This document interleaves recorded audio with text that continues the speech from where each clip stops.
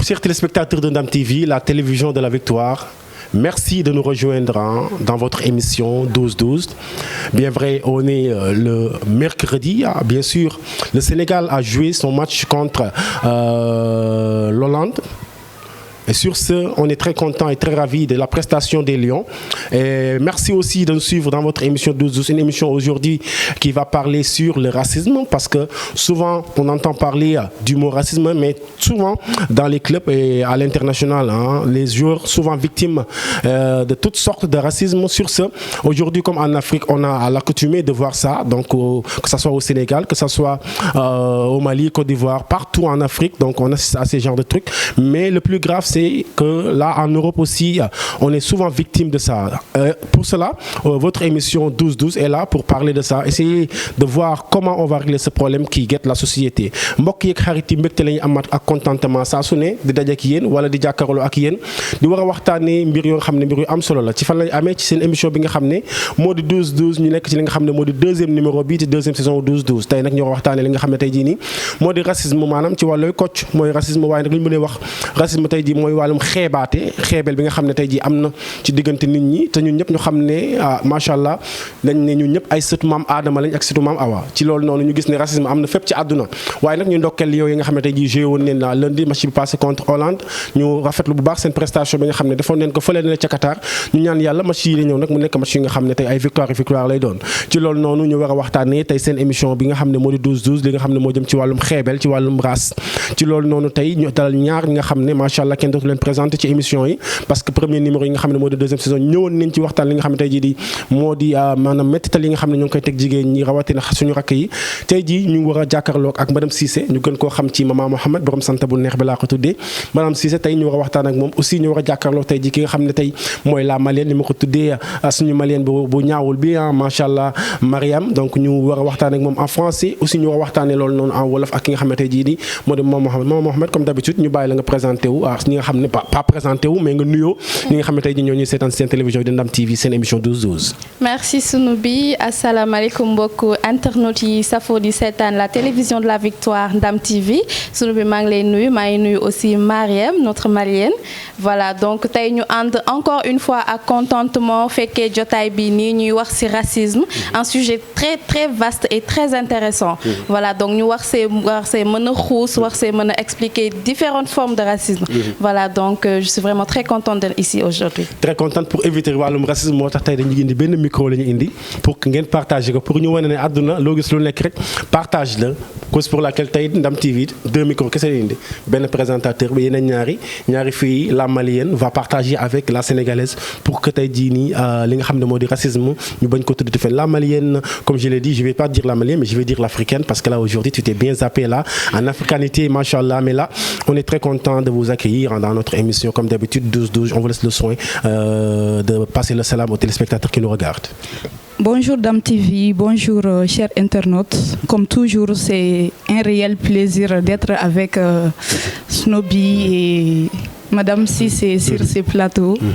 Merci. Merci. Sur ce plateau aujourd'hui pour parler du racisme. Le racisme. Bon, comment peut-on définir le racisme? Le racisme est défini entre autres comme une idéologie fondée sur la croyance qu'il existe une hiérarchie entre différentes races, entre les groupes d'humains. C'est surtout une attitude d'hostilité et un sentiment de toute forme de discrimination. De toute forme de discrimination. Mais en premier lieu, on va un peu remonter donc vers les années, bon, je ne vais pas citer, mais vers l'Antiquité. Là, on avait assisté, bon, pas assisté, mais d'après l'histoire, il y avait la colonisation. Est-ce que tu peux revenir sur ça? Peut-être c'est une cause du racisme. Oui, cela touche le contexte de l'origine qui est classifié en deux. On a les nobles et les castes. Et dans notre société, on voit que les castes, tantôt les griots, n'ont pas droit à certaines places, ni à certains statuts, ni le droit d'exprimer d'une manière et d'assister à certaines choses. C'est ça, parce qu'on a dit, j'ai tout à l'heure soulevé la colonisation, mais c'est pourquoi tu as cité les cas, c'est parce que ça a commencé en Afrique, parce que là, ce sont les Africains qui prenaient les Africains et les vendre aux coloniaux. Et sur ce, après ça, donc on a assisté à une autre forme de racisme. Donc sur ce, souvent, dès lors qu'on fait allusion aux Blancs, il fut du temps, dès lors que quelqu'un se dit blanc, il se croit supérieur à un noir. Et qu'est-ce que tu peux nous en dire?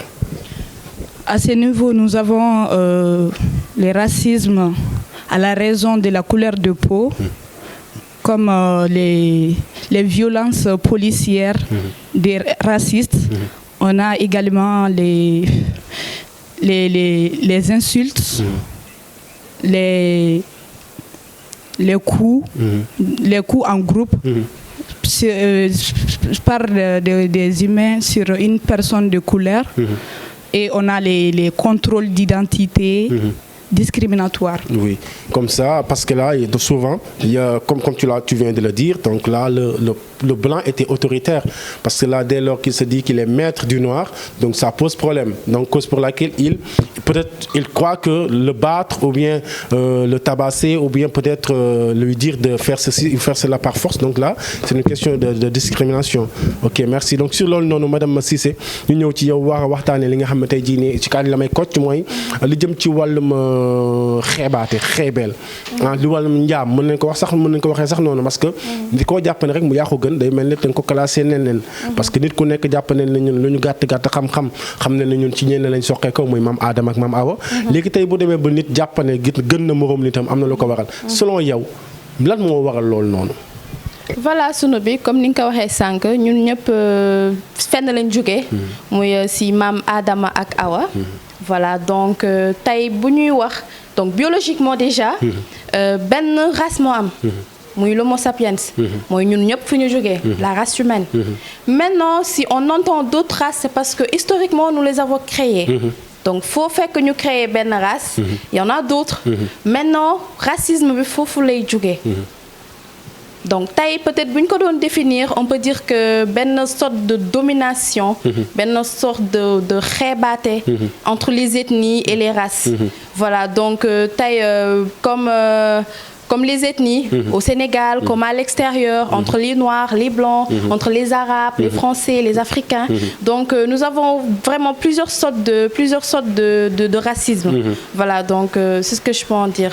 ci loolu noonu ñu gis ne par rapport ak loolu noonu comme ni nga ko waxee nii tey ci côté ñun ñëpp dañu wàcc ci benn maam Adama ak Awa mais souvent ci côté racisme ñu koy nemmeeku ci bu ñu avant ñu dem ci wàllum caste ak wàllum leneen ak leneen ñu dem ci wàllum der nit ku mën naa jàpp ne fu mu commencé mooy borom der bu weex bi jàpp ne moo gën borom der bu ñuul bi loolu noonu tamit est-ce que tamit nit mu ñu si sukkandiku ne maa gën keneen.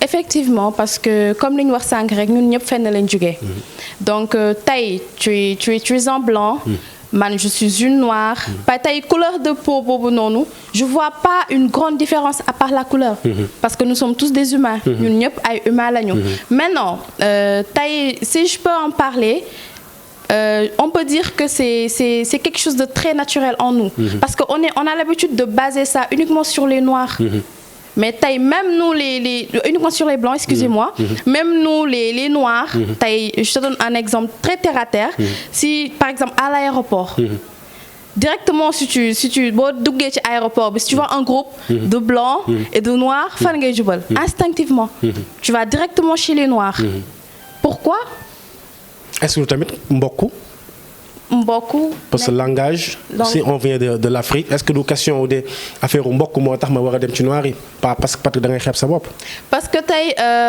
les blancs ils peuvent t'aider ñun ñëpp mënuñu bañ a mën a làkk français ñun ñëpp mënuñu bañ a peut-être je peux dire social tu vois donc tey aussi peut-être côté benn façon racisme la est-ce que du tamit ñàkk doole parce que tey jii un français wala safrila je ne vais pas dire un français peut-être un blanc déjà xam nañ ne ils ont les moyens peut-être en Afrique pourquoi ñu xawoon jël les Africains voilà les noirs de manière globale parce que boo xoolee Brésil ak yooyu noonu y a des noirs là-bas yu nga xam ne dañ leen di wax dañ leen di taxer de change ainsi de suite ci loolu noonu est-ce que du question aspect économique moo tax tey nit jàpp ne man maa gën ki nga xam ne tey jii nii mooy blanc bi jàpp ne man maa gën noir bi parce que xam naa ci Afrique dina ñëw ci loolu noonu. Effectivement parce que tey si tu touches l'économie par exemple tey tu peux dire que peut-être l'Europe est beaucoup plus développée que l'Afrique mais pour moi ça n'a rien à voir avec ça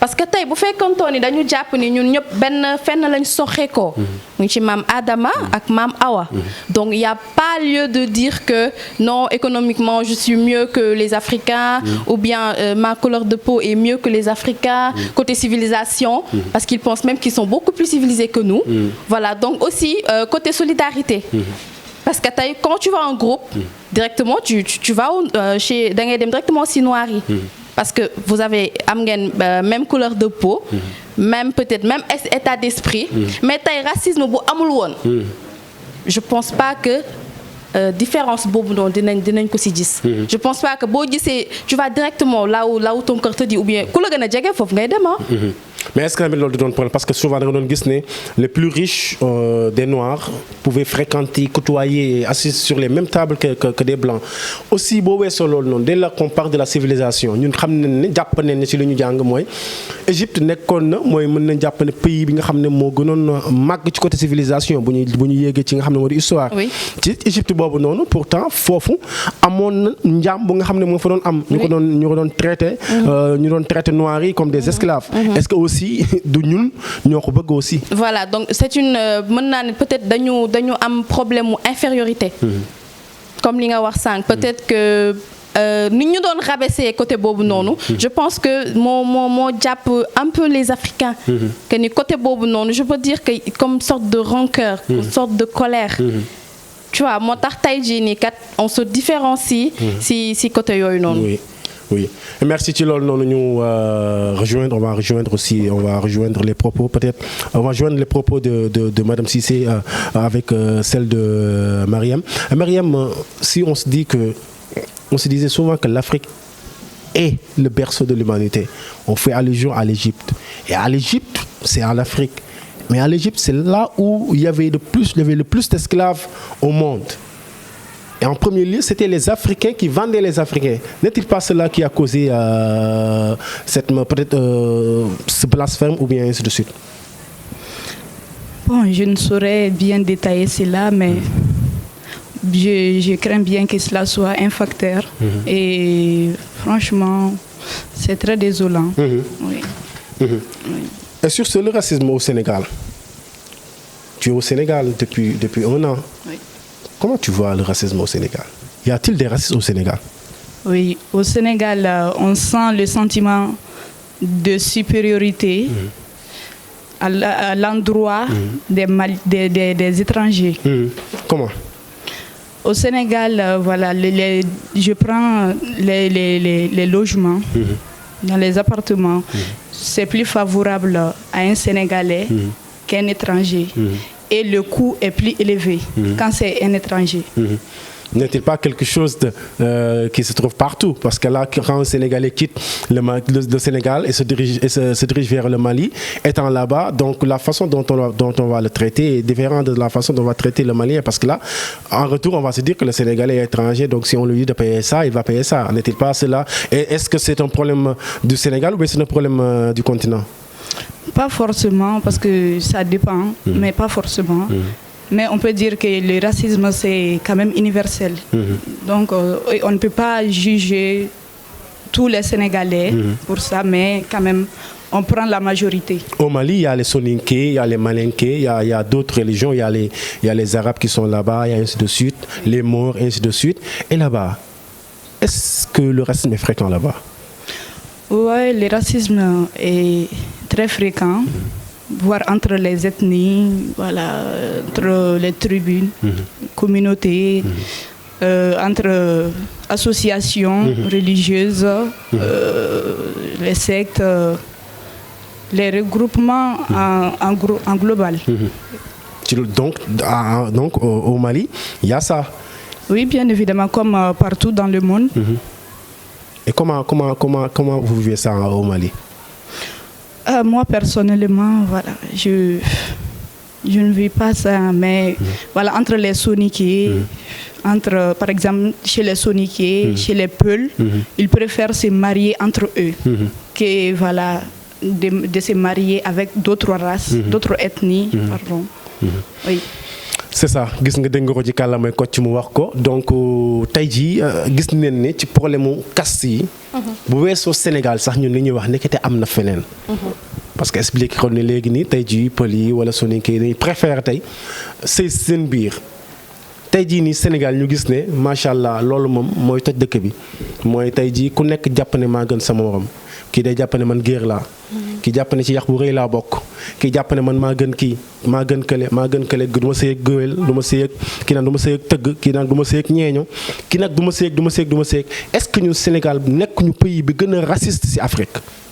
parce que déjà sunu bi Géy Santo bu ñuy wax ci racisme couleur de peau la ñuy xalaat ni moo ëmb lépp. que muy blanc et le noir. mais tey si suñu territoire si Sénégal. tu vois da ngay gis yenn comportement yi. ci entre les ethnies. parce que yow nit tu dis que diw du ma ko may sama doom pour quelle raison. parce que bokkuñu xeet. comme ni ñuy waxee sama sant genre. fi ñu jógee genre yooyu noonu. côté richesse. surtout. côté richesse.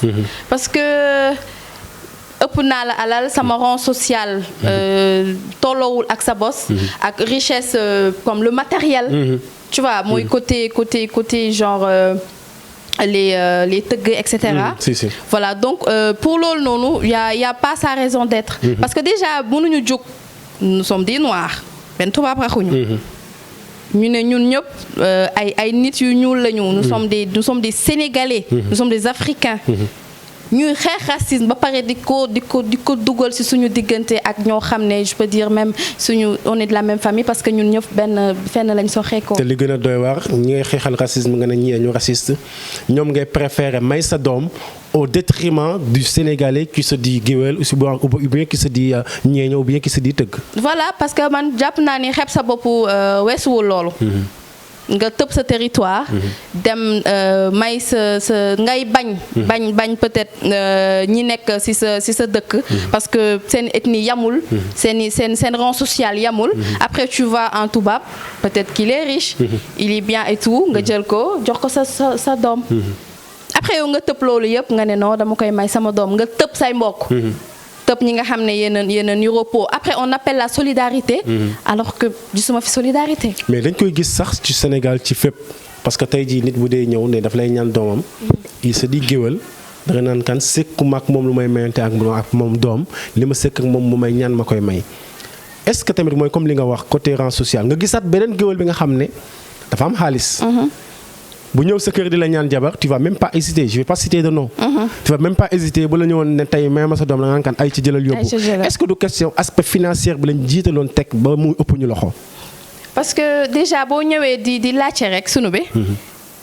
dama bëgg ngeen may ma sa doom. lan lañ lay njëkk laaj santa ba. foo soxee ko foo jugee. maintenant yow nga jaay sa ngor. ci loolu tu rabaisses une personne parce que côté financier amul nga jël ko mbuba woo ko ne non kii géwël la. mais au fond de toi géwël bi dérangé wu la. bu doonoon géwël yow xaalis wala mu doon tëgg ou n'importe quelle ethnie. bu ñëwoon da ngay nangu. mais gëm xaalis rek. dafa mel ni xaalis bi moom moo ci njëkk parce que gars yi moom bu fekkee ne yaa ngi xaalis nekk tubaab foo mënti jóge xamuñu sa maam soxlawuñu xam ba xam yow Savané nga sant soxlawuñu xam ba xam yow Jean-Claude Van Damme nga wala Jet Li nga l'essentiel en est que tu es de l'argent et je pense qu'en retour donc je pense que dafa nekk lu nga xam ne tey mbiru xeebeel la. te xeebeel buñ ko gisee muy dox ci société bi dañuy xool niñ ci waxee ba loolu dañ parce que Sénégal loolu xaju fii amaana ñoo ngi naan dañuy jooy parce que les blancs à travers le football jettent des pots de bananes et ainsi de suite aux joueurs pour leur dire que là ce sont des singes et ainsi de suite. Or chez nous on se traite de singes et là je pense que fii la war a dañee ba pare après tubaab bi boobaa mën na jox cër mën nañu jox respect. je pense que loolu noonu ku nekk ci ñun war ñu ci bàyyi xel ba mën a traiter sa mbokk comme ni ngay traiter sa bopp. Et sur ce Mariam il y a d'autres formes de discrimination, hormis la peau, les casques, ainsi de suite. Mais souvent les handicaps. Souvent, il y a beaucoup de personnes qui souffrent d'handicap. Que ce soit l'aveugle, que ce soit celui qui ne peut pas marcher, que ce soit. Et aussi, là, on peut en dire quelque chose. Oui, bien sûr. Les handicapés ont très généralement du mal à trouver des emplois. Oui, mais aussi l'architecture, aussi souvent des entreprises. Oui, ça, je pense que ça rejoint le contexte. Oui. Ils ont du mal à accéder aux emplois et à intégrer la société, bien évidemment. La société surtout. Oui. Ils sont rejetés. Concernant les croyances philosophiques. Oui, sur cet aspect, je toucherai les 10 mécréants par les religieux et tout, qui sont jugés de blasphème. D'autres actes qui menacent les religions, voilà, et sont rejetés par la société également.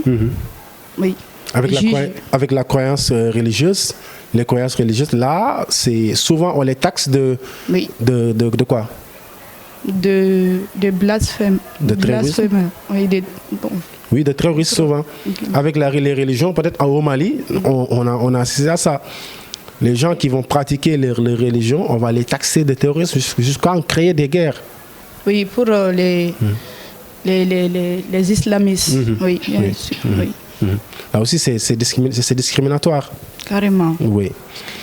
Sur ce, Madame Cissé, je pense que déjà waxtaan bi xam naa fii lay gën a tijjee ko en wolof parce que là peut-être mën naa jàpp ne ñoo koy gën a dund bien vrai ñeneen ñu ngi koy dund mais tey jii bu ñu ñëwee ci suñu mbokk ñi nga xam ne mooy mbokk waylaago yi parce que dañuy jàpp ne racisme ay caste rek la kënëng mais tey jii dañuy sentir ne école yi lay commencé. bu weesoo école yi commencé ci université yi bu weesoo université commencé ci entreprise yi. parce que tey da ngay dugg ci benn école tey amul sax benn tabax bu ñu tabax mooy tabaxu rampe pour tey jii ki nga xam ne mënul dox mën na fa jaaree yéeg. ki nga xam ne tey jii mënul gis mën na fa am repère fu mu jàppandoo ba dugg. tey jii dafa mel ni benn instant mbir mi dafa gën a yaatu. parce que comme ni nga wax les handicapés ont vraiment du mal. Pour que ñu mën a intégrer. déjà pas avant ñuy dugg ci côté pour les écoles et les entreprises. pour ñu mën ci accéder. pour mën a yéeg et tout cela. déjà côté emploi. parce que même bu fekkante ni duñ ko wax. au fond quand une personne ñëw taxaw comme Mariem ñëw taxaw déposer CVM un autre handicapé ñëw taxaw déposer CVM au fond ñu ngi lire CV bi mais duñ ko sax duñu xalaatuñu sax ne que ni kii mën nañ ko embaucher ou quoi que ce soit parce que peut-être kii wa mayu ko kattanam physiquement physiquement mayu ko maintenant pour déjà ça c'est du racisme. Côté parce que déjà ñu ngi avancé quand même. Parce que des fois tu vois même si côté les stations et tout cela ñu ngi leen di may ñoom seen place. Côté comme les supermarchés les grandes surfaces am nañu fu ñu mën a jaar. loo xam ne c'est pas des escaliers. mais au moins loolu dinañ mën a accéder c'est-à-dire que peut-être ñu ngi leen di xalaat mais aussi nañ ko gën a yokk daal. parce que les écoles des fois escaliers yi ñoom xam nañ ni pertinemment que ni mënuñ ci yegg. mais xale yi est-ce que commencé wul parce que tax école bi mooy souvent da ngay gis école bi il y a des enfants qui sont là. cet enfant qui se dit handicapé et là les autres peut-être mën na jàpp ne dañ koy beddi.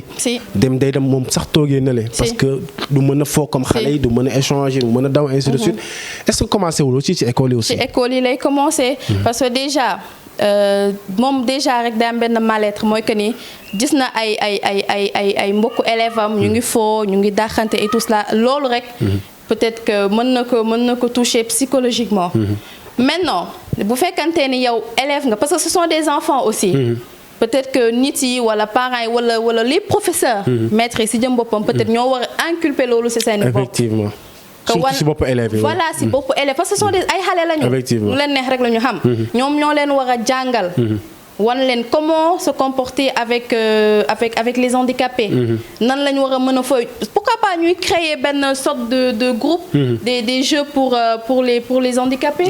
tu vois yoo xam ne même les élèves mën nañ ñëw. aussi ñu intégrer jeu boobu noonu. su ma la déggee mooy gën a jox handicapé bi importance. voilà parce que moom normalement handicapé boobu nekk ci biir classe pour éviter ñu am wàllum racisme handicapé boobu tey jii moom nga war a def staru classe bi. pour mu sentir boppam parce que am na loo xam ne mooy manquement ci moom. il faut nga valoriser xale bi.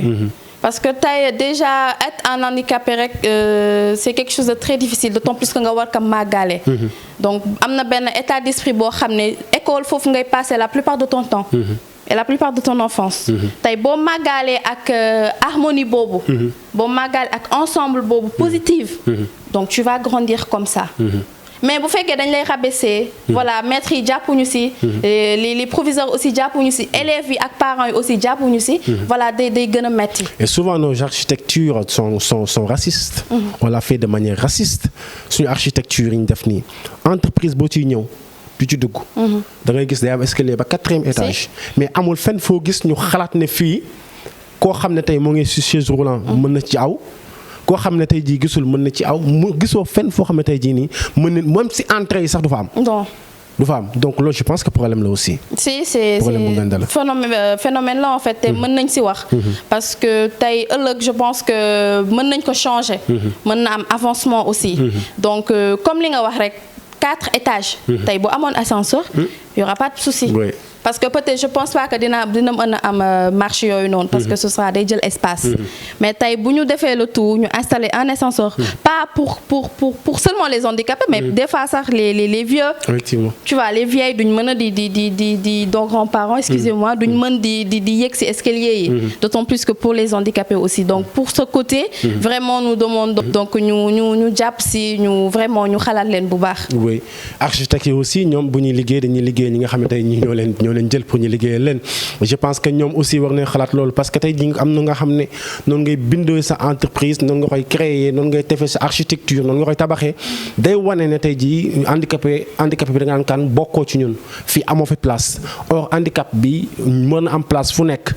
parce que tey jii nii que ça soit muy bu ñu waxee racisme gars yi jàpp neen ne waxu kase pôle ak caste ak ainsi de suite mais am na beneen forme de racisme bu nga xam ne tey jii nii moo ngi fi société bi mooy ñu discriminer ñi nga xam ne tey jii ñoo am ay handicap tey loolu noonu war nañ si jóg ñu xool tey jii lépp loo xam ne war nañ ko def tey ñu siy sóor ñoo xam ne tey jii ay handicapé lañ donc loolu pour juste benn branche la woon pour ñu ñëwaat li nga xam ne tey jii nii moo di ci wàllum racisme ñu moytu ko ci Sénégal ci loolu noonu xam naa ñu ngi ci càppaandaw émission bi madame Marième je pense que on touche à la fin de cette émission et si vous avez un message quel serait votre message? Je les inviterai à plus s'assumer, à être fort et à confronter la société. Oui. Si vous avez à remercier? Et je remercie mes parents, la famille, surtout les Maliens en général. am nga benn appel boo xam ne ñaa ngi koy lancé maman Mohamed ñu ngi lay remercier bu baax le fait que tey jii nga répondre suñu invitation ci loolu noonu ñu bàyyi la le soin nga def sa mot de la fin bu fekkee ne am na benn message aussi boo xam ne message booy lancé la nga lancé ko suñu mbokku téléspectateur Ndam TV. D'accord merci Snoubi. juste dama bëggoon revenir ci benn point muy pour les côtés des castes. voilà donc toutes les familles ne sont pas comme ça aussi. donc am na ay ethnies des Guéwël des Guer qui se mélangent. et qui vivent en harmonie. ñu ngi nekk ñu ngi dëkk. aussi donc xeebaate bi du famille yëpp. y a des familles qui sont ouvertes d'esprit. maintenant c'est historique. voilà donc fi mu jógee dafa sori. c'est historique et ils comprennent. xam nañ lu tax ñu di ko def voilà donc juste nañu gën a yaatal daal nañu gën a yaatal xel yi. yaatal xol yi voilà ñun ñëpp xaj nañ ci donc nit yu ñaar yu yàlla boole donc du ay ethnie. wala ñaari xarit du ay ethnie voilà nous sommes ñun ñëpp benn lañu. si kenn nit lañu soxee ko que ce soit que je sois blanche.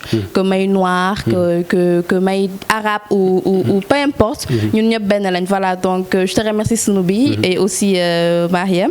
et voilà je remercie tous les internautes de la télévision Ndam TV. je remercie aussi Zal il est en train de me faire un coucou pour me remercier ko aussi Karim de Ndam TV. voilà donc ñu leen di jaajëfal di leen wax prochainement inchallah merci.